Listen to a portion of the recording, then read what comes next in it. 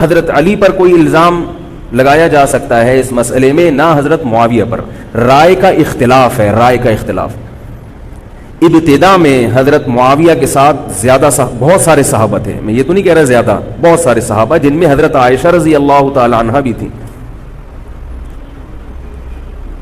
بعد میں حضرت عائشہ رضی اللہ تعالی عنہا کا موقف تبدیل ہو گیا جب انہوں نے دیکھا کہ اس سے مسئلہ حل ہونے کے بجائے اور بگڑ رہا ہے. تو حضرت معاویہ نے حضرت علی کی بیعت سے انکار کیا، کہا کہ جب تک حضرت عثمان کے قاتلوں کو چوک پہ نہیں لٹکایا جاتا میں آپ کے ہاتھ پہ بیعت کرنے کے لیے تیار نہیں ہوں. یہ حضرت معاویہ کی رائے تھی. حضرت علی کی رائے یہ تھی کہ میرے لیے یہ فی الحال ممکن نہیں ہے، لہذا، اور اس سے ہو کیا رہا ہے، حکومت دو حصوں میں ڈیوائیڈ ہو رہی ہے. ان کی رائے یہ تھی کہ حضرت معاویہ رضی اللہ تعالی عنہ کو اپنے اس مطالبے سے دستبردار ہو کر میرے ہاتھ پہ بیعت کر لینی چاہیے. اور قرآن کا حکم ہے وَإِن طَائِفَتَانِ مِنَ الْمُؤْمِنِينَ اقْتَتَلُوا فَأَصْلِحُوا بَيْنَهُمَا فَإِن بَغَتْ إِحْدَاهُمَا عَلَى الْأُخْرَى فَقَاتِلُوا الَّتِي تَبْغِي حَتَّى تَفِيءَ إِلَى أَمْرِ اللَّهِ، کہ اگر مسلمانوں کا کوئی فریق بغاوت پہ اتر آئے، حکومت وقت سے لڑائی کرے، قَاتِلُوا الَّتِي تَبْغِي، تو جو طبقہ حکومت کو تسلیم نہیں کر رہا یا حکومت کے خلاف بغاوت کر رہا ہے اس سے قتال کرو.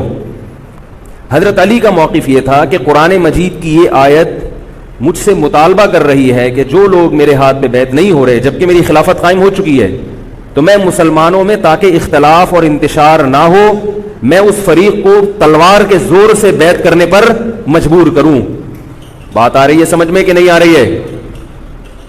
آج تو پولیس بھی نہیں بلا سکتے، موبائل ہی نہیں ہے بھائی، بند پڑے ہوئے ہیں، ورنہ میں پولیس بلوا لیتا آج آپ کو بات سمجھانے کے. لیکن میں کہتا ہوں کہ میں پولیس اگر بلواتا، اگر پولیس ہی کو سمجھ میں نہیں آئی، یہ بھی تو بڑا مسئلہ ہے. خیر، تو حضرت علی کا موقف یہ تھا. حضرت معاویہ کا موقف یہ تھا کہ حکومت کے خلاف بغاوت غلط ہے نا، جس کو حکومت مان لیا ہو، جب تک میں نے خلیفہ مانا ہی نہیں ہے تو میرا یہ عمل بغاوت نہیں کہلائے گا. یہ اختلاف رائے ہے، اور یہ اختلاف صحابہ میں بھی ہوا ہے، تابعین میں بھی ہوا ہے، ائمہ مجتہدین میں بھی ہوا ہے، اور آج تک ہوتا آ رہا ہے. اس قسم کے اختلافات مکمل ختم نہیں ہو سکتے. یہ صحابہ میں بھی ہوا ہے، قرآن و حدیث کو سمجھنے کا اختلاف کہا جاتا ہے اس کو. اور اس اختلاف کے بارے میں نبی صلی اللہ علیہ وسلم کی صحیح حدیث ہے اذا اجتہد المجتہد فإن اصاب فله اجران وإن اخطأ فله اجر واحد. جب کوئی مجتہد اجتہاد کرتا ہے، کیا مطلب، قرآن و حدیث کو سمجھنے کی کوشش کرتا ہے، اگر وہ صحیح نتیجے پر پہنچ جائے تو اس کو 2 اجر ملتے ہیں، اگر غلط نتیجے پر پہنچے تو بھی 1 اجر ملتا ہے اس کو، اس لیے کہ اس کے بس میں جو تھا وہ اس نے کر لیا.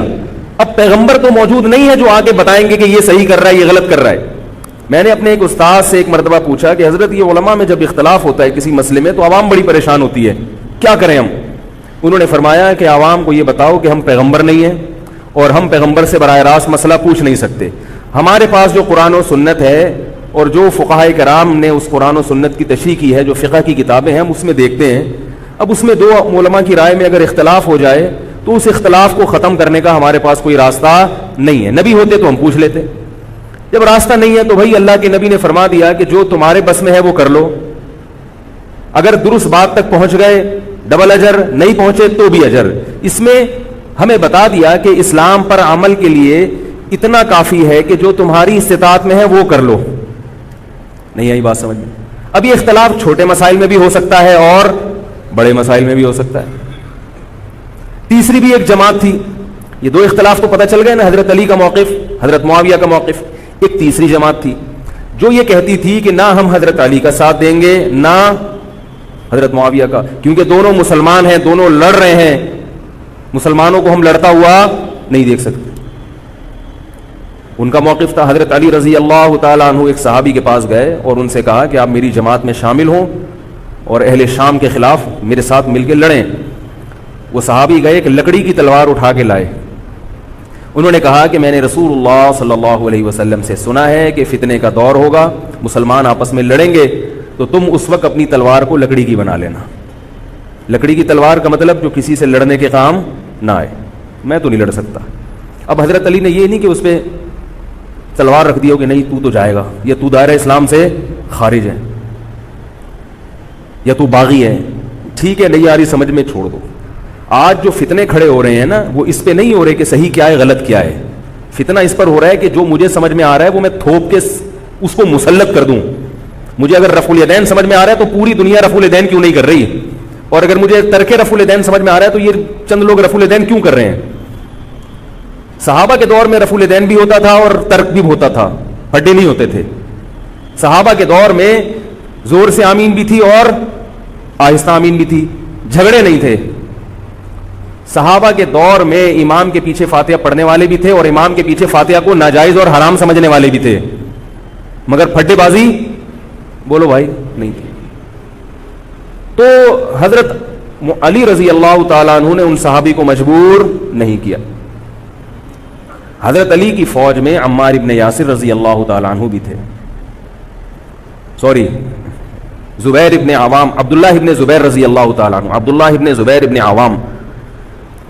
حدیث میں آتا ہے کہ جب جنگ صفین میں, جنگ جمل میں دونوں فوجیں آمنے سامنے کھڑی ہوئی ہیں, زبیر ابن عوام رضی اللہ تعالیٰ عنہ نے تقریر کی, اہل شام سے خطاب کر کے کہا کہ اے اہل شام, ہم جانتے ہیں کہ تمہارے ساتھ محمد صلی اللہ علیہ وسلم کی زوجہ ہیں حضرت عائشہ, جو ہمارے موقف سے متفق, یہ صحیح بخاری کی روایت ہے, جو ہمارے موقف سے متفق نہیں ہے لیکن ہے نبی کی بیوی, اور ساتھ کس کا دے رہی ہیں, تمہارا. اب اعتدال دیکھیں صحابہ کی رائے میں. فرمایا اللہ کی قسم ہم یہ جانتے ہیں کہ جیسے وہ دنیا میں نبی کی زوجہ تھی, جنت میں بھی نبی کی زوجہ ہوں گی, اگرچہ وہ اس معاملے میں ہمارے خلاف ہیں, مگر اس کی وجہ سے ہم ان کے جنتی ہونے کا انکار نہیں کر سکتے.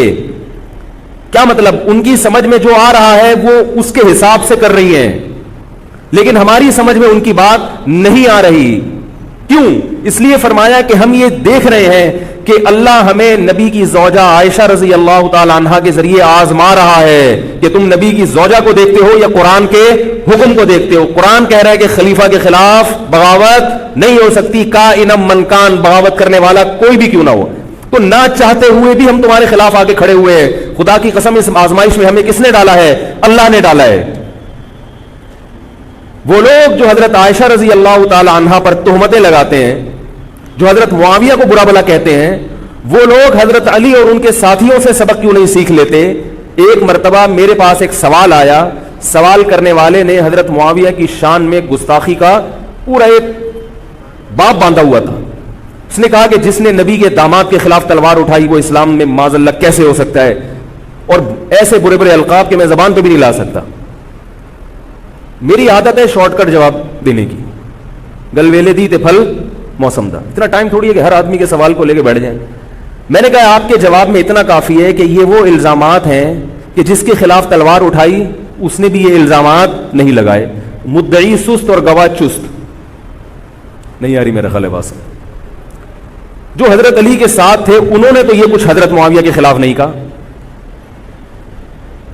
انہوں نے تو وہ تو پھر بھی جنتی مان رہے ہیں, ایک دوسرے کی نماز جنازہ میں شریک ہو رہے ہیں, مال غنیمت کو تقسیم نہیں کر رہے, ایک دوسرے کی عورت پہ ہاتھ نہیں اٹھا رہے, احترام کر رہے ہیں, ایک دوسرے کے پیچھے جنگ ختم ہونے کے بعد نمازیں پڑھی جا رہی ہیں. اللہ تعالیٰ نے یہ مثال صحابہ کی قائم کی ہے دنیا کو دکھانے کے لیے کہ ان میں اتنا بڑا اختلاف ہو کہ تلواریں بھی چل جائیں تو وہ اختلاف بھی حدود سے تجاوز نہیں کرتا. اور ہمارے چھوٹے چھوٹے اختلافات میں کیا ایک دوسرے کے خلاف بہتان تراشیاں اور زبان درازیاں ہوتی ہیں. تو یہ اختلاف تھا حضرت علی اور حضرت معاویہ کا, جس میں تین فریق تھے. ایک حضرت علی تھے, ان کا موقف یہ تھا کہ میرے لیے تلوار اٹھانا واجب ہے. حضرت علی کے ساتھ جو لوگ تھے ان کا بھی یہ موقف تھا.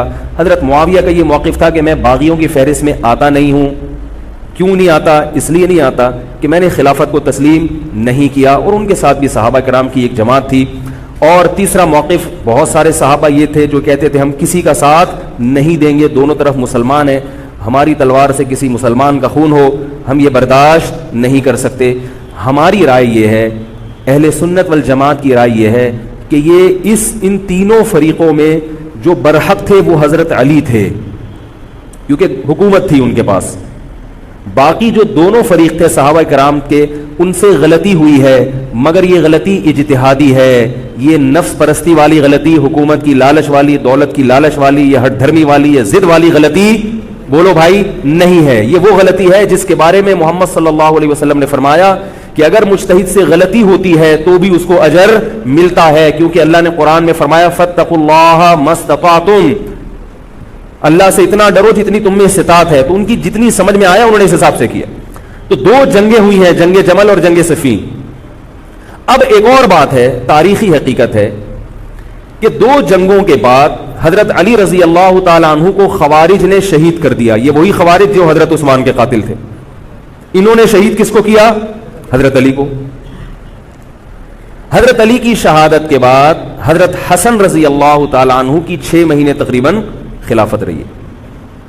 حضرت حسن رضی اللہ تعالی عنہ نے امت میں جوڑ پیدا کرنے کے لیے حضرت معاویہ رضی اللہ تعالی عنہ سے صلح کر لی اور خلافت سے دستبردار ہو کر حضرت معاویہ کے ہاتھ پر بیعت ہو گئے۔ نہیں آ رہی میرا؟ پولیس کو فون کریں یار، بہت اہم بات ہے یہ، اس کو اچھی طرح سمجھ لیں، اللہ کرے سمجھ میں آ جائے۔ تو جب یہ ہو گیا تو مسئلہ ختم ہو گیا نا۔ لوگوں نے حضرت حسن سے کہا، یہ میں بالکل مستند روایتیں پیش کر رہا ہوں، اس کے سب کے حوالے ہیں، اور بہت ایسا نہیں ہے کہ تاریخ کی کتابوں کے، یہ حدیث کی کتابوں کے سے پیش کر رہا ہوں۔ حدیث کا جو معیار ہے وہ تاریخی کتب سے بہت زیادہ ہوتا ہے۔ لوگوں نے حضرت حسن سے یہ کہا کہ یہ تو عار اور ذلت کی بات ہے کہ آپ کے والد نے جس کے خلاف 2 جنگیں لڑی ہوں، تو آپ اپنے والد کی جس سے دشمنی رہی ہو، بیٹا اس سے بیعت ہو رہا ہے۔ ہمارے ہاں اس کا تصور ہے، سیاسی لوٹے ہمارے ہاں بہت ہیں، مگر وہ بھی دنیاوی مفاد میں دائیں بائیں لڑکتے ہیں۔ آخرت کی خاطر کوئی اپنے ہوتے سے دستبردار ہو جائے، یہ نہیں ہوتا۔ حضرت حسن اہل بیعت میں سے ہیں۔ حضرت حسن بیعت ہو گئے کس کے ہاتھ پر؟ حضرت معاویہ۔ لوگوں نے کہا یہ عار اور ذلت کی بات ہے، تو حضرت حسن کے وہ تاریخی الفاظ ہیں کہ میں دنیا کی ذلت کو جہنم کی آگ پر ترجیح دیتا ہوں۔ کیا مطلب؟ میں مسلمانوں کو آپس میں لڑتا ہوا نہیں دیکھ سکتا، میں نہیں لڑتا ہوا دیکھ سکتا۔ اب کوئی اس بیس پر حضرت علی پہ الزام لگائے کہ اس کا مطلب وہ لڑتا ہوا دیکھ سکتے تھے، بھائی ان کا جو موقف تھا، جو ان کی سمجھ میں آیا وہ انہوں نے کیا۔ حضرت حسن کا موقف اپنے والد کے موقف سے مختلف تھا، یہ اختلاف رائے ہو سکتا ہے۔ ان کا موقف یہ تھا کہ بھائی حضرت معاویہ حکومت کے اہل ہو یا نہ ہو یہ ایک الگ بحث ہے، اگر میں ان کے مقابلے میں متوازی حکومت قائم کروں گا تو پھر مطالبہ ہوگا حضرت عثمان کے قاتل سے قصاص، جو کہ ممکن نہیں ہے، اور پھر یہ لڑائی آگے چلے گی۔ بہتر ہے کہ دستبردار ہو جاؤ کہ حضرت آپ ہمارے خلیفہ ہیں، آپ ہمارے امیر ہیں۔ نبی صلی اللہ علیہ وسلم اس کی پیشگوئی پہلے کر چکے تھے۔ حضرت حسن رضی اللہ تعالیٰ عنہ کے بارے میں فرما چکے تھے کہ اللہ میرے اس بیٹے کے ذریعے مسلمانوں کے 2 فریق میں صلح پیدا کریں گے۔ تو جو اہل بیت سے محبت کرنے والے لوگ ہیں ان کو بھی چاہیے کہ کوئی ایسا کام نہ کریں جس سے مسلمانوں میں دوبارہ سے اختلاف اور انتشار پیدا ہو جائے۔ جوڑ کی اہمیت شریعت میں زیادہ ہے۔ اب جب حضرت معاویہ کی خلافت قائم ہوئی ہے، حضرت معاویہ نے حضرت حسن رضی اللہ تعالی عنہ کے اکرام میں کوئی کسر نہیں چھوڑی۔ اس پر متواتر روایات ہیں کہ حضرت معاویہ جتنا حضرت حسن کا اکرام کیا کرتے تھے اتنا کسی کا اکرام نہیں کرتے تھے۔ بہت زیادہ آپ کو عزت دی حضرت معاویہ رضی اللہ تعالیٰ عنہ نے۔ حضرت معاویہ کے بعد یزید کی خلافت قائم ہوئی ہے، حکومت قائم ہوئی ہے۔ حضرت معاویہ صحابی رسول تھے، بہت سارے صحابہ کو آپ کے طریقہ حکومت پر اعتراض تھا، کیونکہ بہرحال باقاعدہ سلیکشن نہیں ہوئی تھی، لیکن پھر بھی صحابہ کرام نے جب حضرت حسن بیعت ہو گئے تو باقی کس کو اعتراض کا ہوگا بھائی۔ پھر حضرت معاویہ رضی اللہ تعالیٰ عنہ کے دور میں بہت جہاد ہوا ہے۔ اسلامی خلافت، ہمارا جو بر صغیر میں اسلام آیا ہے اس کا بہت بڑا حصہ حضرت معاویہ کے دور میں اسلام آیا یہاں۔ حضرت معاویہ کے بعد جب یزید خلیفہ بنا ہے مسلمانوں کا، تو بہت سارے صحابہ نے یزید کے ہاتھ پہ، بہت سارے تو نہیں، چند صحابہ نے یزید کے ہاتھ پر بیعت کرنے سے انکار کر دیا۔ وہ اتنے تھوڑے صحابہ ہیں جن کو انگلیوں پہ گنا جا سکتا ہے، جن میں حضرت حسین بھی تھے، حضرت حسن نہیں، حضرت حسن کے بھائی، بولو بھائی، حضرت حسین۔ جمہور صحابہ کا موقف یہ تھا کہ یزید کا طریقہ خلافت اگرچہ غلط ہے، طریقہ حکومت اگرچہ غلط ہے، مگر رسول اللہ صلی اللہ علیہ وسلم کی صحیح احادیث موجود ہیں. نبی صلی اللہ علیہ وسلم نے فرمایا، صحیح بخاری کی حدیث ہے، اسمعوا واطیعوا ولو سلط علیکم رجل حبشی کأن رأسہ ذبیبہ. آپ صلی اللہ علیہ وسلم نے فرمایا، سنو اور اطاعت کرو اگرچہ تم پر کوئی حبشی غلام مسلط کر دیا جائے جس کا سر کشمش کی طرح پچکا ہوا ہو. کیا مطلب؟ سلیکشن نہیں ہوئی بلکہ زبردستی مسلط ہو گیا کسی بھی طرح سے. اور جو مسلط ہوا وہ کسی بھی لحاظ سے حکومت کرنے کا اہل نہیں ہے، غلام ہے. غلام کبھی بھی حکومت کا اہل نہیں ہوتا. اور غلام بھی حبشی، کالا کلوٹا، گوروں سے جس کو ویسے ہی تبھی نفرت ہو، بھائی ہم سارے سفید ہیں اور یہ ایک بلیک کہاں سے آ گیا دوسری قوم کا آدمی. انسان دوسری قوم کے آدمی کو قبول نہیں کرتا، قوم بھی دوسری. اور فرمایا شکل بھی اچھی نہیں ہے. بھائی حاکم کم از کم شکل کا اچھا ہو تو اطاعت کرتے ہوئے مزہ آتا ہے، شکل بھی اچھی نہ ہو تو آدمی کہتا ہے یار اس کی مانوں میں. عجیب سا ہے، یہ فطرت ہے انسان کی. لوگ کوشش کرتے ہیں امام لائیں تو شکل بھی اچھی ہو اس کی، یہ کوشش کرتے ہیں لوگ. امام میں پتہ نہیں کیا کیا دیکھ رہے ہوتے ہیں. تو کیا ہے، شکل بھی اچھی نہیں ہے اور عقل بھی نہیں ہے، سر پچکا ہوا ہے کس کی طرح؟ کشمش کی طرح. صحیح ہے بخاری کی حدیث. مطلب یہ کہ کسی بھی لحاظ سے نہ لک وائز اچھا لگ رہا ہے آپ کو، نہ اس کے اندر صلاحیتیں، مگر مسلط ہو گیا، کسی نے بھی مسلط کر دیا. تو آپ نے فرمایا اب اس کے خلاف بغاوت نہیں کرنی، اس کی اطاعت کرنی ہے. آپ کہیں گے یہ کیسا حکم ہے بھائی اسلام کا؟ ایک آدمی نا اہل ہے مگر اس کی مان کے چلو تو مروا دے گا. یہ اس لیے اسلام نے حکم دیا ہے کہ اس کے پاس پاور تھی تو مسلط ہوا ہے نا. کیا خیال ہے بھائی؟ تو اب جب اس کے خلاف چلو گے تو اس سے وہ ہٹنے والا نہیں ہے، وہ خون خرابہ کر دے گا، قتل و غارت کرے گا اور فساد پیدا کر دے گا وہ. کیونکہ اگر وہ کمزور ہوتا تو خلیفہ بنتا نہیں. وہ خلیفہ کی، حاکم کی ڈیفینیشن کیا ہے؟ جس کے پاس قوت نافذہ ہو. ایک دن ایک صاحب کہنے لگے مسلم لیگ کے دور میں، جنرل مشرف کے دور میں اس کو نہیں مانتا، میں اس کو نہیں مانتا. میں نے کہا آپ کے ماننے نہ ماننے سے کچھ نہیں ہوتا. وہ مسلط ہو گیا ہے، جس طریقے ہیلی کاپٹر سے آیا ہو یا فرشتے اس کو لائے ہوں.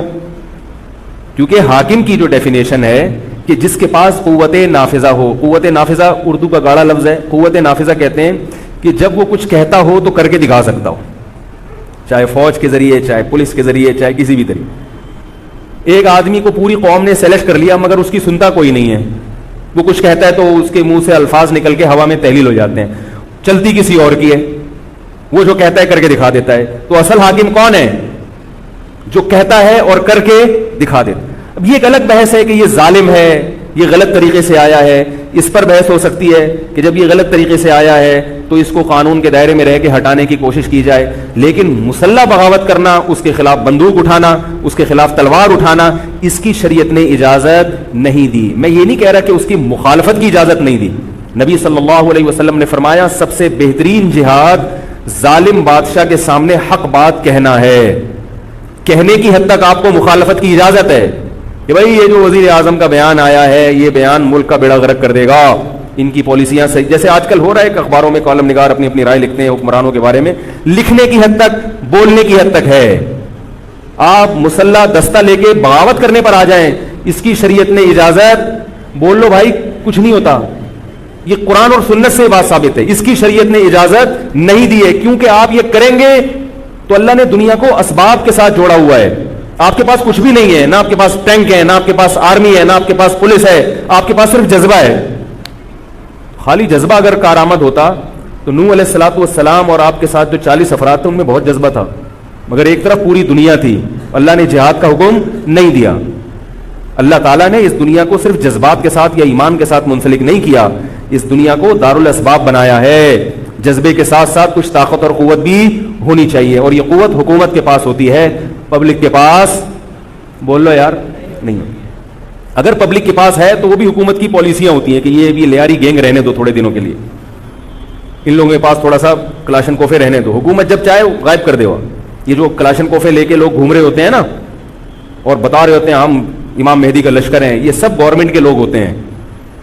آئی بات سمجھ میں؟ گورنمنٹ کی طرف سے ان کو پرمٹ ملا ہوتا ہے، ورنہ آپ چاقو لے کے بھی جو کھنجر ہے نا وہ بھی لے کے ذرا گھوم کے دکھاؤ. تو جو بھی امام مہدی کا لشکر کا دعویٰ کر رہا ہے اور کہہ رہا ہے میں یوں کر دوں گا میں یوں کر دوں گا میرے ساتھ آ جاؤ، تو سمجھ لو گورنمنٹ نے اس کو خود ہی بٹھایا ہوا ہے.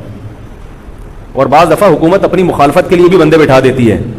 یہ ایجنسی والے بڑے ہوشیار ہوتے ہیں، یہ اپنی مخالفت کے لیے پبلک بندوں کو خرید کے بٹھاتے ہیں کہ تم آرمی کے خلاف اور ایجنسیوں کے خلاف تقریریں کرو اور جہاد کا اعلان کرو. اس کا نتیجہ کیا نکلتا ہے؟ جو جو جہاد کے اعلان میں ان کے ساتھ ہوتے چلے جاتے ہیں ان کے نام ایجنسیوں کے پاس پہنچ جاتے ہیں.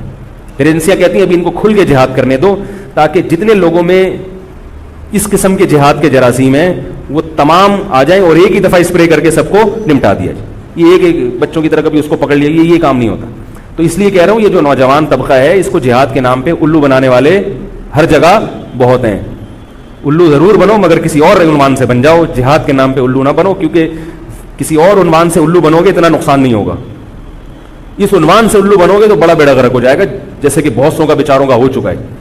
تو میں یہ عرض کر رہا تھا کہ نبی صلی اللہ علیہ وسلم کی صحیح حدیث ہے، اسی طرح صحیح ہے مسلم کی حدیث ہے، آپ صلی اللہ علیہ وسلم نے حاکم کی اطاعت کا حکم دیا. صحابہ نے عرض کیا یا رسول اللہ اگر وہ ہم پہ ظلم کرے تو بھی بغاوت نہ کریں. آپ نے فرمایا وَإِن ضَرَبُوا ظَهْرَكَ، اگرچہ وہ تمہاری پیٹھ پہ کوڑے مارے ایسا ظالم ہو پھر بھی بغاوت. یہ میں نہیں کہہ رہا، یہ محمد صلی اللہ علیہ وسلم کے الفاظ ہیں. کیوں؟ اس لیے کہ آپ صلی اللہ علیہ وسلم نے اتحاد پہ زیادہ زور لگایا ہے. بھائی حکومت ایک ہوگی جیسی مرضی لنگڑی لولی ہو، مگر مسلمان کی جو ایک یونائٹی ہے جو ایک اتحاد ہے وہ تو برقرار رہے گا نا. اگر آپ کمزور ہو گئے تو کتنا مرضی ایمان ہو کمزور آدمی دنیا میں کہیں بھی نہیں پنپ سکتا. تبھی میں کہتا ہوں پاکستان کی قدر کرو. جیسا مرضی ہے ایک مضبوط آرمی تو ہے نا، ایٹم بم تو ہے، جیسی مرضی آرمی ہو لیکن ہے تو نا. اگر یہ ختم ہو گئی اور نیک نیک لوگ آ گئے مگر اتنے پاورفل نہ ہوئے، وہ آپ کو انڈیا سے نہیں بچا سکتے، وہ آپ کو امریکہ کے شر سے نہیں بچا سکتے، کیونکہ اس وقت پوری دنیا پاکستان کی دشمن ہوئی ہوئی ہے سوائے چند ممالک کے. اور وہ جو ملک بچا ہوا ہے یہ میرے اور آپ کی تقریروں سے نہیں بچا ہوا، یہ ایٹم بم سے بچا ہوا ہے. اللہ نے دنیا کو اسباب کے ساتھ جوڑ دیا ہے، ایٹم بم بھی ہے اور پھر ایمان کی طاقت بھی ہے کسی حد تک، جو کہ بہت ہی شارٹ ہو گئی ہے ایمان کی طاقت. تو دونوں چیزیں چلتی ہیں ساتھ، صرف بم بھی کافی نہیں ہے. اللہ نے فرمایا اگر تم تقوی اختیار کرو گے تو اللہ تمہاری مدد کرے گا ورنہ نہیں کرے گا. تو دونوں چیزیں ضروری ہیں.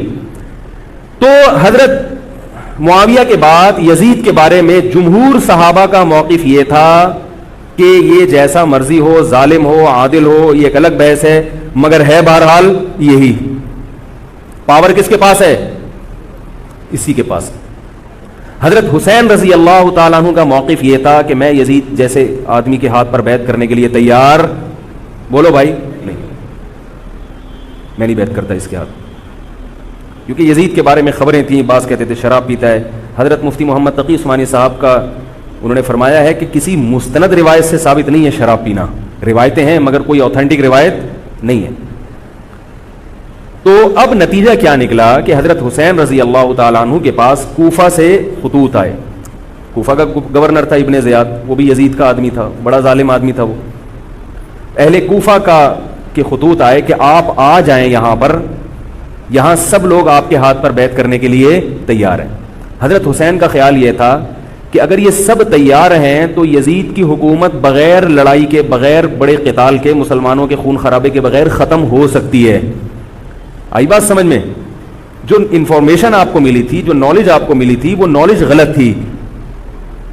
اگر وہ نالج صحیح ہوتی تو حضرت حسین کبھی کربلا کی طرف رخ نہ کرتے، کیونکہ حضرت حسین کا موقف بھی یہی تھا کہ مسلمانوں کی تلواریں آپس میں نہ چلیں.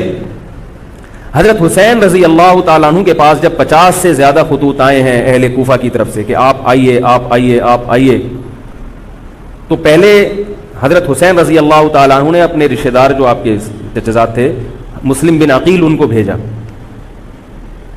نتیجہ کیا نکلا؟ مسلم بن عقیل کا وہاں پر حکومت نے گرفتار کر کے ان کو قتل کر دیا. اب یہ ایک ایسا ظلم تھا جس کے ظاہر ہے کہ کسی کو سفیر بنا کے بھیجا جائے، کسی کو حال احوال دیکھنے کے لیے بھیجا جائے، اور حضرت حسین کی نیت ہرگز بغاوت کی نہیں تھی. مگر کوفہ کے گورنر کو اور یزید کو یہ خیال تھا کہ خلافت کے اصل اہل یقیناً یہی ہیں، کہیں ایسا تو نہیں ہے کہ یہ امیر بننا چاہتے ہیں، یہ خلیفہ بننا چاہتے ہیں. ایک خوف اس کے دل میں بیٹھ گیا تھا ایک لاشعور میں خوف ہوتا ہے نا انسان کے دل میں بیٹھ جاتا ہے کہ آپ 100 دفعہ بھی کہیں بھی میری یہ نیت نہیں ہے، مگر وہ ڈر رہا ہوتا ہے کہ یار یہ کچھ کر نہ لیں. تو جب مسلم عقیل کو شہید کیا گیا، حضرت حسین رضی اللہ تعالی عنہ جا چکے تھے. جب حضرت حسین رضی اللہ تعالی عنہ کوفہ کی طرف جا رہے تھے، بہت سارے صحابہ نے آپ کو منع کیا، جن میں عبداللہ ابن عمر رضی اللہ تعالی عنہ بھی تھے، عبداللہ ابن عباس رضی اللہ تعالی عنہ بھی، کہ آپ یہ کام نہ کریں. بعض نے تو کہا کہ ہمیں آپ کی شہادت کا یقین ہے، کیونکہ جس حالات میں آپ جا رہے ہیں حکومت یہ سمجھے گی کہ بغاوت کرنے آ رہے ہیں، لہذا وہ آپ کو کیا کرے گی، اس بیس پہ قتل نہیں کرے گی کہ آپ نواسہ رسول ہیں، کیونکہ وہ بھی مسلمان تھے. اس بیس پہ قتل کرے گی کہ آپ کی نیت کیا ہے، حکومت کے خلاف بغاوت. تو ان کے پاس ایک اپنے آپ کو برحق ثابت کرنے کے لیے ایک دلیل ہوگی کہ حکومت کا باغی جو بھی ہو اسے کیا کر دو، قتل.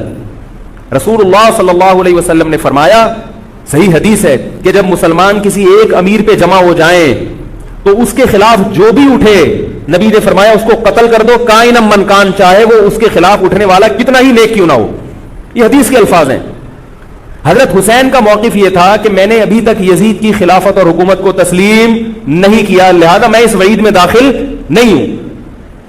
اب ہوا یہ ہے کہ حضرت حسین رضی اللہ تعالی عنہ جب گئے ہیں اور کربلا کے مقام پہ پہنچے ہیں، تو وہاں آپ رضی اللہ تعالیٰ عنہ کو مسلم بن عقیل کی شہادت کا بھی پتہ چلا، اور اندازہ ہوا، میں بہت شارٹ کر کے سنا رہا ہوں، اندازہ ہوا کہ حالات ایسے نہیں ہیں جیسے میں سمجھ رہا تھا.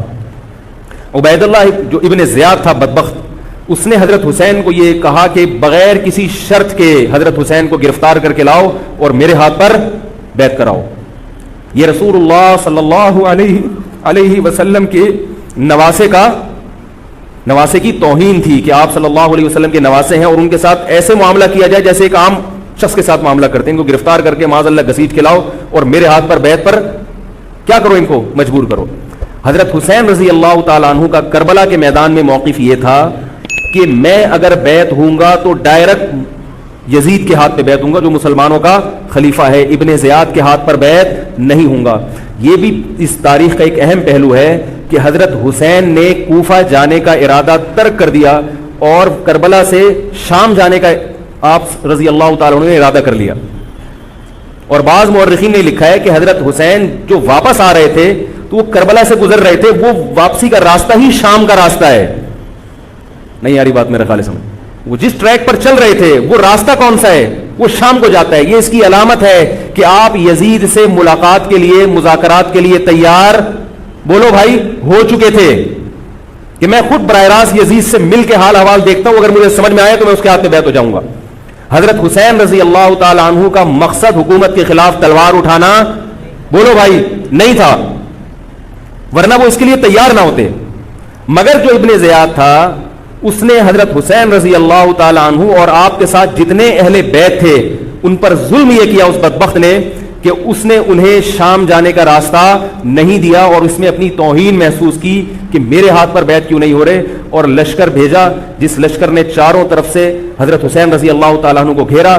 حضرت حسین نے کہا کہ میں عزت کی جو موت ہے اس کو ذلت کی زندگی پر ترجیح دیتا ہوں. کوئی بھی غیرت مند ہوتا تو اس وقت یہی کرتا کہ بھئی جب میں اپنے دعوے سے بھی دستبردار ہو گیا اور میں شام جانے کے لیے بھی تیار ہو گیا، اب میرا راستہ روکنے کی کیا حقیقت ہے. اللہ تعالیٰ کوفہ کے گورنر کے ذریعے حضرت حسین کا قتل کروانا چاہتے تھے تاکہ اس کی بدبختی ساری دنیا کے سامنے ظاہر ہو جائے. اگر حضرت حسین پھر بھی تلوار چلاتے، پھر بھی لڑتے، تو حضرت حسین پر یہ الزام لگایا جا سکتا تھا کہ معاذ اللہ آپ باغیوں میں ہیں. تو اللہ تعالیٰ نے اپنے نبی کے نواسے کو اس الزام سے محفوظ رکھا اور آپ نے لڑائی کا ارادہ ترک کر دیا. حضرت حسین نے کربلا کے میدان میں جو لڑائی لڑی ہے وہ اقدامی لڑائی نہیں تھی، وہ دفاعی لڑائی تھی. دیکھو جب حکومت آپ کو گھیر لے چاروں طرف سے، آپ کہیں ٹھیک ہے بھائی میں لڑائی سے دستبردار ہوتا ہوں، مجھے میرے گھر جانے دو. حضرت حسین کا ایک مطالبہ یہ بھی تھا کہ یا تو مجھے واپس جانے دو مدینہ، میں جہاں سے آیا ہوں وہیں جا رہا ہوں واپس، مکہ جانے دو یا مدینہ جانے دو. ان کا ایک مطالبہ تھا کہ نہیں، ان کو گرفتار کر کے لاؤ اور زبردستی ہمارے ہاتھ پر بیعت کراؤ. یہ ظلم تھا. نتیجہ کیا نکلا ہے کہ کربلا کے میدان میں آپ کو گھیر کر آپ کو بھی شہید کر دیا گیا، اور جتنے اہل بیت تھے مرد سوائے امام زین العابدین کے جو حضرت حسین رضی اللہ حضرت حسن کے بیٹے تھے، ان کے علاوہ جتنے بھی اہل بیت تھے ان سب کو قتل کر دیا گیا. اور یہ اسلامی تاریخ پر ایک بدنما داغ ہے یہ واقعہ کہ ایک اسلامی حکومت تھی اور اس کے اسلامی حکمران تھے, اور ان حکمرانوں کے ہاتھوں محمد صلی اللہ علیہ وسلم کے نواسے کا سر جو ہے وہ گردن اڑائی گئی ہے. مجھ سے خدا کی قسم یہ الفاظ ادا نہیں ہو رہے, میں اپنے جذبات پہ بہت زیادہ کنٹرول کر رہا ہوں. وہ منظر کیا ہوگا کہ جب نبی صلی اللہ علیہ وسلم کے نواسے, آپ صلی اللہ علیہ وسلم کے نواسے کی گردن اڑائی گئی ہوگی. تو یہ بہت ایک اسلامی تاریخ میں ایک بدترین واقعہ ہے. لیکن بات یہ ہے کہ جب یہ واقعہ ہو گیا اور قتل کر دیا گیا, باقی جتنے بھی جو زندہ بچے تھے اہل بیت وہ یزید کے پاس لے جائے گئے. روایات میں آتا ہے کہ یزید نے ان کا اکرام کیا اور ان کو عزت کے ساتھ تحفے تحائف دے کر واپس کیا. یہ جو کربلا کے واقعات میں جو ظلم کی داستانیں اضافی بیان کی جاتی ہیں, اس کا مستند تاریخی روایات سے کوئی ثبوت بولو بھائی نہیں ملتا. اب لوگوں نے اپنی دکانیں چمکا لی ہیں, پانی نہیں تھا, کئی دنوں سے کھانا نہیں ملا. صحیح روایات سے ثابت ہے کہ حضرت حسین رضی اللہ تعالیٰ عنہ کربلا کے میدان میں وضو کر کے نماز پڑھتے تھے, تو پانی تھا تو. اور بعض نے یہ کہا کہ اہل بیت کی عورتوں کی عزتیں اچھالی گئی ہیں. آپ اس طرح کی باتیں کر کے اہل بیت سے محبت کا اظہار کر رہے ہو یا ان کی توہین کر رہے ہو؟ بولو بھائی. اگر کوئی عزت دار پاک دامن عورت ہو, بالفرض اس کی عزت پہ ڈاکہ ڈلتا ہے بالفرض, تو آپ اس بات کو چھپاؤ گے نا, آپ جھوٹ بولو گے, بولو گے نہیں بھائی اس کی عزت پہ کوئی آنچ نہیں آئی ہے. کیونکہ جب عورت کی عزت کو آپ کوئی تار تار کر دے اور آپ ممبر پہ بیٹھ کے اس کو بتا دو, تو وہ عزت تار تار ہونے سے اتنی بے عزتی نہیں ہوگی جتنی اس بات کو بیان کرنے سے اس کی بے عزتی ہوگی. حقیقت یہ ہے کہ کسی مستند روایت سے ثابت نہیں ہے کہ اہل بیت کی عورتوں کی عزتوں کو اچھالا گیا. وہ نبی کے گھرانے کی عورتیں تھیں, ان کا ناخن بھی کوئی نامحرم مرد نہیں دیکھ پاتا تھا. دوپٹہ اتر گیا زینب کا اور زینب کی چادر چھن گئی, یہ سب غلط ہے, یہ سب من گھڑت باتیں ہیں. چونکہ وہ بہرحال مسلمان تھے جو حضرت حسین کے خلاف لڑ رہے تھے, ظالم تھے, اس میں کوئی شک نہیں ہے. اس سے بڑا ظلم اس کائنات میں ہوا نہیں ہوگا کہ ایک شخص جو اپنے آپ کو مسلمان کہتا ہے اور وہ نبی کے نواسے کو قتل کر دے اور اہل بیت کو قتل کر دے. اسلامی سیاست میں اتنی گندی تاریخ ہمیں کبھی بھی نہیں ملتی.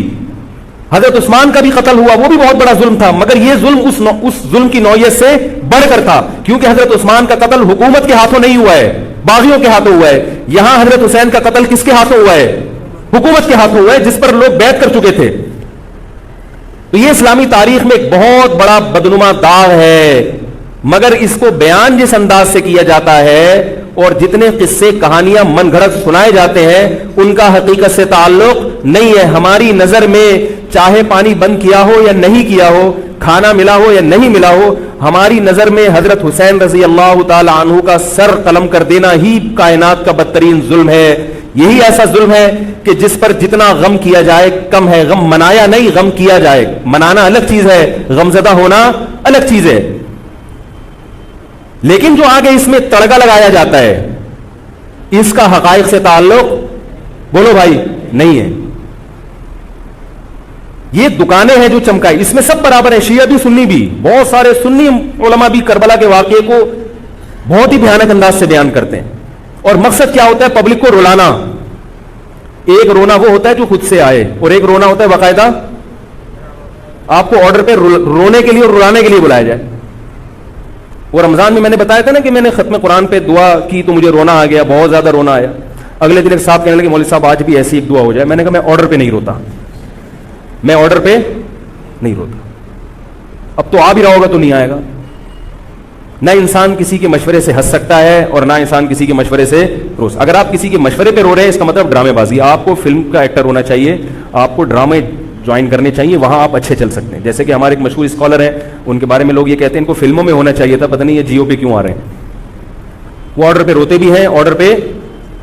اب چونکہ یوٹیوب کا دور ہے, میں پہلے جو کربلا کے واقعات جو لوگ بیان کرتے ہیں ان کی تقریریں نہیں سنتا تھا. اب کیا ہوتا ہے, بعض دفعہ بیٹھے ہوئے ہیں کہیں سفر پہ جا رہے ہیں تو یوٹیوب کی ویڈیو ہم نے کہا چلو یار ہم بھی سن لیں. ایسی چہک چہک کے منہ بنا بنا کے گھما گھما کے تقریریں ہوتی ہیں, لگتا ہے کہ یہ باقاعدہ ایک ڈرامہ ہے, اداکار ہے, فنکار ہے جس کو ڈرامے بازی کے لیے یہاں یہ حضرت حسین کی شہادت کو کیش کرا رہے ہیں. یہ حضرت حسین سے محبت کرنے والے نہیں ہیں, یہ ان کی شہادت کو دیکھو. اس کی مثال ایسے جیسے کوئی محلے میں مر گیا, کسی سیٹھ کا بیٹا مرا, اب آپ کو سیٹ سے قرضہ چاہیے تو سب سے زیادہ آپ روگے نا, تاکہ سیٹ صاحب سمجھیں کہ محبت سب سے زیادہ کس کو ہے, آپ کو. تو آپ اس کی بیٹے کی موت کو کیا کرا رہے ہو, کیش کرا رہے ہو.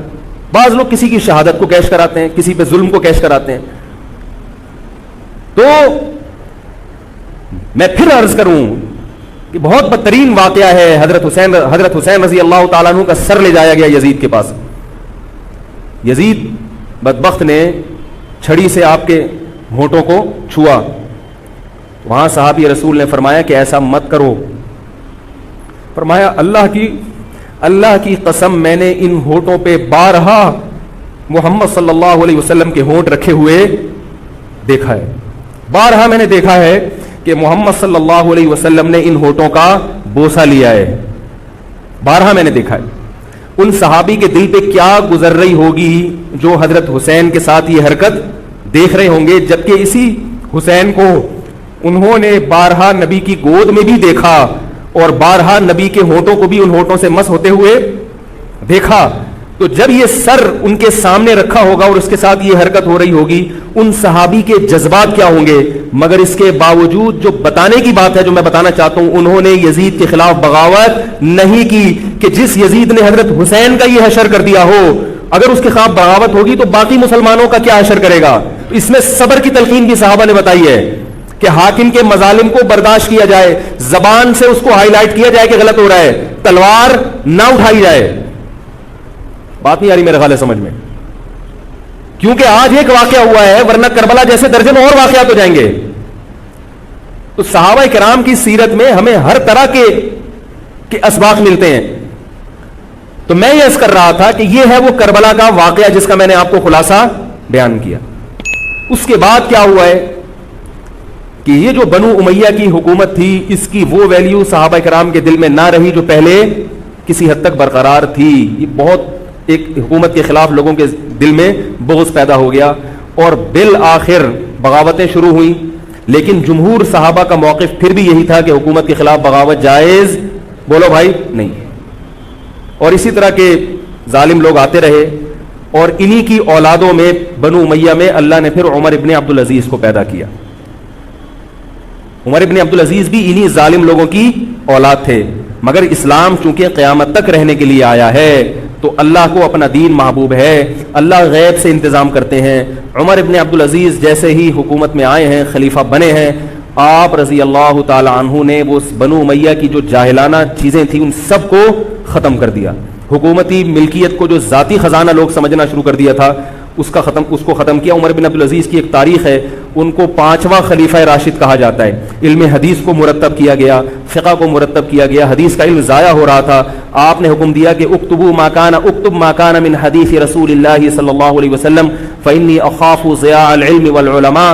فرمایا مجھے علم اور علماء کے ضائع ہونے کا خطرہ ہے, محمد صلی اللہ علیہ وسلم کی حدیثوں کو ریٹن فارم میں لایا جائے. تو باقاعدہ پھر حدیث کو باقاعدہ جمع کیا گیا کتابوں کی شکل میں, اور آج ہمارے پاس وہ حدیث محفوظ ہیں.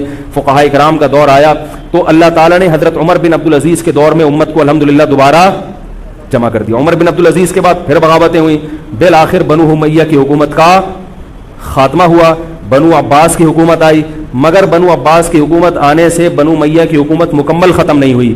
وہی ہوا کہ آپ نے اچھی نیت سے بغاوت کی مگر اس کا نقصان زیادہ. وہ کیا ہوا, بنو امیہ بھاگ گئے, اندلس میں حکومت قائم کر لی, اور ادھر بنو عباس کی. تو یہ تاریخ میں پہلا واقعہ تھا کہ اسلامی خلافت 2 حصوں میں ڈیوائیڈ ہو گئی. اس کے بعد آج تک ایک جگہ مسلمان جمع نہیں ہو سکے.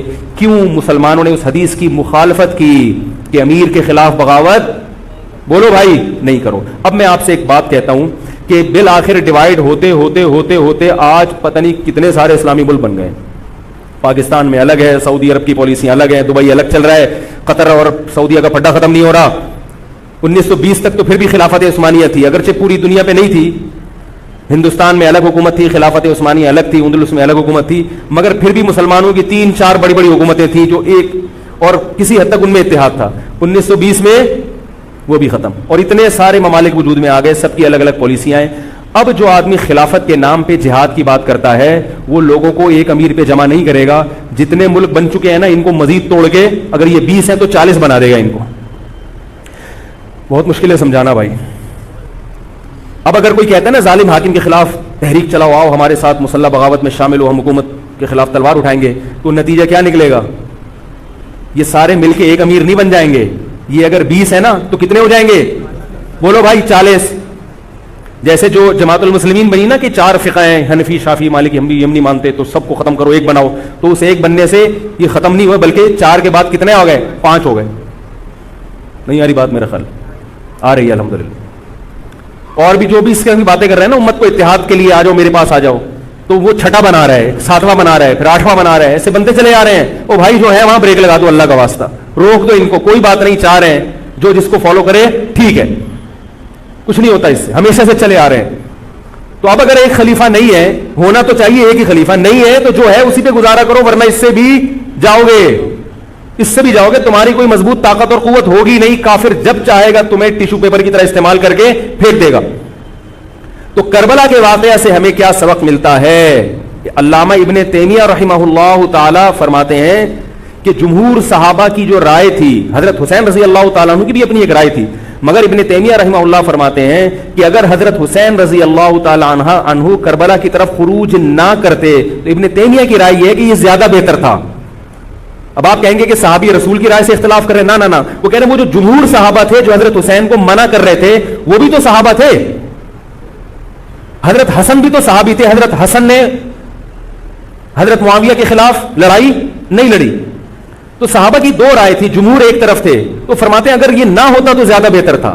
لیکن حضرت حسین رضی اللہ تعالی عنہ کے بارے میں ہمارا موقف یہ ہے کہ وہ یہ سب کچھ اس وقت کے جو حالات تھے اس میں کوئی بھی ہوتا اور غیرت مند ہوتا تو وہ یہ کرنے پر مجبور تھا، اور اس میں دھوکہ کس نے دیا حضرت حسین کو؟ اہل کوفہ نے، جس کا حضرت حسین کو علم نہیں ہو سکتا۔ اب میں آپ سے ایک بات عرض کر رہا ہوں، یہ تو میں نے کربلا کی تاریخ کا آپ کو خلاصہ بیان کیا ہے، اس میں جو میں نے ایک دعویٰ کیا کہ اس میں مظالم جو بیان کیے جاتے ہیں اس میں غلو ہے بہت، اس غلو کی ایک دلیل گل ویلے تھی تے پھل موسم دا۔ اب میں آپ کو تاریخی کتابوں کے حوالے دوں، وہ بہت لمبی بات ہوگی، اس میں بہت تضاد ہے۔ آپ یہ جو خطیب ہے نا جو کربلا کے مظالم بیان کرتے ہیں، ان خطیبوں کے بیان سنیں، ہر آدمی کا بیان دوسرے سے مختلف ہوگا، یہ خود اس کی علامت ہے، یہ کسی ایک بات پر ٹکنے کے لیے تیار نہیں ہے۔ ان کا مقصد ہے رونا اور پبلک کو رلانا۔ رونے کا اپنا ایک مزہ ہے، آپ کہیں گے بھائی رلانے میں کیا ملتا ہے؟ بھائی جیسے ہنسنے کا مزہ ہے ایسے ہی آرڈر پہ باقاعدہ رونے کا بھی ایک تو رونا غم سے ہو رہا ہوتا ہے، اس میں مزہ نہیں آتا، ایک آرڈر پہ جب انسان روتا ہے اس کا اپنا ایک مزہ ہے۔ تو اللہ کے بندو حضرت حسین کی شہادت کو کیش مت کراؤ، صحابہ کرام پہ جو مظالم ہوئے ہیں ان کو آپ اپنی ذات کو چمکانے کا اور اپنی دکانداری کا ذریعہ نہ بنائیں، چاہے کوئی سنی ہو یا شیعہ ہو۔ بعض سنی لوگ بھی بے وقت تڑکا لگاتے ہیں اس میں، ایسا نہیں ہے۔ اس بارے میں نے جو اسٹڈی کی ہے، مطالعہ کیا ہے، سب سے زیادہ مضبوط تحریر، سب سے زیادہ مضبوط موقف حضرت مفتی محمد تقی عثمانی صاحب دامت برکاتہم کا ہے۔ حضرت مفتی محمد تقی عثمانی صاحب دامت برکاتہم کی شخصیت ایسی ہے، دیکھو جو مولوی ہوتا ہے نا وہ مولویوں کو سمجھتا ہے، پبلک نہیں سمجھتی۔ ڈاکٹر کو پتا ہے نا کہ کون سا ڈاکٹر اچھا ہے کون سا گڑبڑ ہے، عام آدمی تو اس کو اچھا سمجھیں گے جو لوگوں کو الو بنا رہا ہے، پبلک کو نہیں پتا ہوتا کہ کس میں کتنا دم ہے۔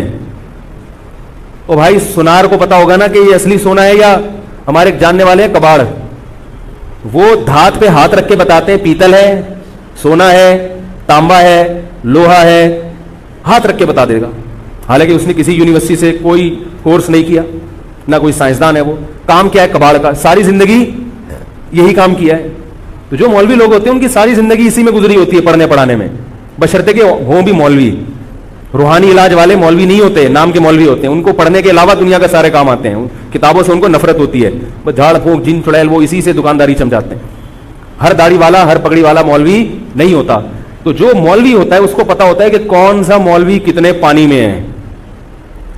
تو میں تو نہیں دعویٰ کرتا کہ میں عالم ہوں، لیکن آپ لوگ تو مجھے مولوی سمجھ کے آئے ہیں نا، عالم سمجھ کے آئے ہیں، تو آپ کے نظریے کے مطابق میں کہتا ہوں کہ اگر آپ مجھے عالم سمجھتے ہیں تو میں آپ کو بتاؤں کہ پاکستان میں حضرت مفتی محمد تقی عثمانی صاحب جیسا مضبوط علم والا، اور علم بھی بہت سے لوگوں کے پاس ہوتا ہے مگر اعتدال نہیں ہوتا طبیعت میں، وہ باہر کے ماحول سے متاثر ہو جاتے ہیں۔ حضرت مفتی محمد تقی عثمانی صاحب دامت برکاتہم العالیہ وہ علم میں مضبوط بھی ہیں، اور ان کی جو زبان سے نکلے ہوئے الفاظ یا ان کے قلم سے لکھی ہوئی تحریر بہت ہی نپی تلی ہوتی ہے، ایک حرف بھی اس میں غیر ضروری نہیں ہوتا، اور ایک حرف بھی ایسا نہیں ہوتا جو ضروری ہو اور نہ آیا ہو اس میں، بہت کسی فرقے کی مخالفت بھی کرتے ہیں بڑی تمیز سے کرتے ہیں. وہ ہم لوگوں کی کیا عادت ہوتی ہے, جب کسی کے خلاف چلو تو کوشش کرو دائرہ اسلام سے کسی طرح باہر نکل جائے. کوشش یہی ہوتی ہے, وہ نکل نہیں رہا ہوتا تو مجبوراً پھر اس کو مسلمان ماننا پڑتا ہے. کیا خیال ہے؟ کوشش یہ ہوتی ہے کہ اسلام کا جو دائرہ ہے وہ اس میں رہوں اور 2-4 میرے مرید رہیں, لیکن چونکہ پبلک اس کو مانتی نہیں تو مجبوراً ان کو بھی دائرہ اسلام میں داخل کرنا پڑا. تو حضرت مفتی محمد تقی عثمانی صاحب کی جو تحریریں ہیں وہ بڑی جاندار ہوتی ہیں, ان کو پڑھا کرو اللہ کے بندو. عالم کا یوٹیوب سے نہیں پتہ چلتا کون مفتی ہے کون کیا ہے. حضرت مفتی تقی عثمانی صاحب کی پاکستان میں اتنی عزت نہیں ہے جتنا غیروں نے ان کو عزت دی ہے. سعودی عرب میں جاؤ, امام حرم ان سے مسائل پوچھتے ہیں. ایک صاحب نے مجھے بتایا کہ میں نے امام حرم کو 25 منٹ تک ان سے فون پہ بات کرتے ہوئے دیکھا اور ان سے مسائل پوچھتے ہوئے. عرب علماء ان کی قدر کر رہے ہیں, ملیشیا میں ان کی قدر ہے, پاکستان میں لوگوں کو ان کا پتہ ہی نہیں. میں یہ نہیں کہہ رہا کہ وہ ان سے کوئی خطا ہو ہی نہیں سکتی. تکافل کے معاملے میں حضرت مفتی محمد تقی عثمانی صاحب کی جو رائے ہے, تو میں تو بہت ہی چھوٹا آدمی ہوں, میں یہ نہیں کہہ سکتا, لیکن جن علماء کی رائے ان کے خلاف ہے میرا موقف بھی وہی ہے. میں تکافل کے معاملے میں حضرت مفتی تقی عثمانی صاحب کی رائے کو ہم لوگ صحیح نہیں سمجھتے, لیکن بہرحال اجتہادی اختلاف ہے, یہ نہیں کہ وہ غلط ہیں. ہماری رائے ہے کہ اس معاملے میں حضرت سے اجتہادی غلطی ہوئی ہے. میری نہیں, میں تو بہت چھوٹا آدمی ہوں ان کے مقابلے میں, لیکن ہمارے بڑوں کی رائے ہے. اور اس کی جو میں نے ٹوٹی پھوٹا جو اس میں تحقیق کی ہے, مجھے بھی تکافل کے ناجائز ہونے پر اطمینان ہے. بہت اس میں بحث کی ہے, دارالعلوم کے علماء سے بھی ملا ہوں. حضرت مفتی محمد تقی عثمانی صاحب دامت برکاتہم کے ساتھ جو مجلس ہوئی جامعۃ الرشید کے علماء کی 3 گھنٹے, اس مجلس میں بھی میں موجود تھا, تو میں نے دونوں طرف کے دلائل بہت اچھی طرح سے سنے ہیں. تو مجھے اس کے ناجائز ہونے پر اطمینان ہے. لیکن مسئلہ اختلافی ہے, تو جب بڑے حضرات میں جو بڑے علماء ہیں ان میں جب اختلاف ہوتا ہے تو پھر عوام کو چاہیے کہ جس کی رائے پہ ذل زیادہ مائل ہو رہا ہے اس کی رائے کو فالو کر لے, کسی دوسرے پر اعتراض نہ کرے. بات آ رہی ہے سمجھ میں؟ انشورنس کا متبادل ہے نا تکافل, پاک قطر تکافل, یا یہ سب میری رائے میں یہ سب ناجائز ہے. اس پر میں کبھی بیان کروں گا کیوں ناجائز ہے. تو بیان تو نہیں کرنا چاہیے, ان اختلافی مسائل کو ممبر پہ نہیں لانا چاہیے, لیکن یہ کہ اب ہر عالم تک اپنی بات پہنچانا بڑا مشکل ہے. تو میں چاہتا ہوں ایک بیان ایسا ہو تاکہ علماء تک بات پہنچ جائے, پھر علماء جب دونوں طرف کے دلائل رکھ کے فیصلہ کر لیں گے جس عالم کی جو رائے بنے, تاکہ دوسرا پہلو سامنے آ جائے. ابھی تو صرف جواز کا پہلو لوگوں کے سامنے آ رہا ہے, عدم جواز والا نہیں آ رہا, تاکہ دونوں پہلو آئیں, پھر علماء کی جو رائے بنے گی جو جس کی رائے کو فالو کرتا ہے. ٹھیک ہے بھائی. تو میں یہ کر رہا تھا, حضرت مفتی محمد تقی عثمانی صاحب بہت بڑے عالم ہیں, ان کی قدر کر لیں. ان کی تحریریں بڑی معتدل ہوتی ہیں اور ان کی رائے بہت ہی معتدل ہوتی ہے اور بہت مدلل ہوتی ہے. تو کربلا کے بارے میں, یزید کے بارے میں جو حضرت مفتی محمد تقی عثمانی صاحب کی رائے ہے وہ وہی ہے جو میں نے آپ کے سامنے بیان کی ہے. بات آ رہی ہے؟ نہیں آ رہی میرے خیال ہے. تو میں یہ نہیں کہہ رہا کہ میں نے ان کی تقلید میں یہ سب بیان کیا ہے, بلکہ جو مطالعہ کیا تو اس کے بعد ان کی رائے بہت زیادہ جاندار لگی ہے. اور یہ جو میں عرض کر رہا ہوں نا کہ یہ جو کربلا کے واقعات بیان کیے جاتے ہیں, ہر خطیب کا بیان دوسرے خطیب سے مختلف ہے. یہ خود اس کی علامت ہے کہ دال میں کچھ کالا کالا ہے, یہ ایک جگہ ٹکتے کیوں نہیں ہیں. تو اب میں ایک بات عرض کروں. اسی طرح یزید کے بارے میں لوگ سوال پوچھتے ہیں یزید کیا, تو یزید کے بارے میں بھی دونوں طرف ہماری رائے کے حساب سے غلوب ہے. یزید کے دور میں حضرت حسین کا قتل یقیناً ہوا ہے, مگر کسی ایک مستند روایت سے یہ ثابت نہیں کہ یزید نے حکم دیا تھا حضرت حسین کو قتل کرنے کا. یہ کہیں بھی روایت میں ثابت نہیں آ رہی میرا خیال ہے. کوفہ کے گورنر کے حکم سے قتل ضرور ہوا ہے, لیکن کیا یزید نے اس کا آرڈر دیا تھا؟ اس کا کسی مستند روایت میں ثبوت بولو بھائی نہیں ملتا. لیکن اس بنیاد پہ یزید کو رحمت اللہ علیہ کہنا یہ بھی غلط ہے. ٹھیک ہے, یزید کے بارے میں کسی مستند روایت سے نہیں ملتا کہ اس نے قتل کا حکم دیا تھا یا قتل کروایا تھا, لیکن قتل ہونے کے بعد یزید نے اس گورنر کے خلاف ایکشن نہیں لیا. حضرت عثمان کے قاتلوں کے بارے میں تو یہ تھا کہ ان کو لٹکایا جائے, حضرت حسین کے قاتلوں کو کیوں نہیں لٹکایا؟ نہیں یاری بات سمجھ. تو یہ جرم بھی ہے کہ حکومت, ممکن ہے یزید کہہ سکتا ہو کہ میرے بس میں نہیں ہے, کہہ سکتا ہو کہ میرے بس میں نہیں ہے. تو بھائی آپ کے بس میں اگر نہیں ہے تو حضرت علی کے بس میں بھی نہیں تھا حضرت عثمان کے قاتلوں سے قصاص لینا. تو اس لیے یزید کو بالکل معصوم قرار دینا یہ بھی غلط ہے. وہ مجرم تھا, لیکن اس کو اتنا لعنتی قرار دے دینا کہ گویا حضرت حسین کو اس نے قتل کرایا تھا, اس کا بھی کسی تاریخی مستند روایت سے ثبوت نہیں ملتا. لہذا صحیح بات یہ ہے کہ نہ لعنت اللہ علیہ کا ہو نہ رحمت اللہ علیہ کا ہو. خام خواہ میں فضول چیزوں میں پڑھنے کی بولو بھائی ضرورت کیا ہے؟ قیامت کے دن آپ سے یزید کے بارے میں سوال, میرے سے کسی نے پوچھا کہ یزید کے بارے میں آپ کیا کہتے ہیں. میں نے کہا آپ کو جاپان کے جو بھی صدر ہے اس کے بارے میں پتہ ہے, چائنا کے بارے میں پتہ ہے؟ وہ کہہ رہے وہ تو کافر ہیں. میں نے کہا چلو مسلمانوں کے, علامہ اقبال کے بارے میں پوری رپورٹ ہے آپ کے پاس. تاریخ میں لاکھوں شخصیات ایسی ہیں جن کے بارے میں آپ کو نہیں پتا. تو یزید کے بارے میں بھی اگر نہیں پتا ہو تو میرا خیال ہے کوئی پریشان ہونے کی ضرورت نہیں ہے. تو یہ کربلا ایک واقعہ تھا, ایک اسلامی تاریخ میں ایک بدترین واقعہ رونما ہوا اور یہ واقعہ ختم ہو گیا. ہمیں جو قرآن اور سنت نے جس بات کا حکم دیا ہے ہمیں وہ کرنا ہے. بات آ رہی ہے سمجھ میں؟ ہمیں کیا کہا ہے؟ نماز قائم کرنی ہے, اسلام کے 5 ارکان ہیں. کربلا کا واقعہ دنیا میں وجود میں آتا تو بھی 5 نمازیں پڑھنی تھیں, وجود میں نہیں آتا تو بھی 5 نمازیں پڑھنی. باقی حضرت حسین کی شہادت اس لیے بھی ہوئی ہے کہ اللہ کے نبی نے ان کو شہید قرار دے دیا تھا.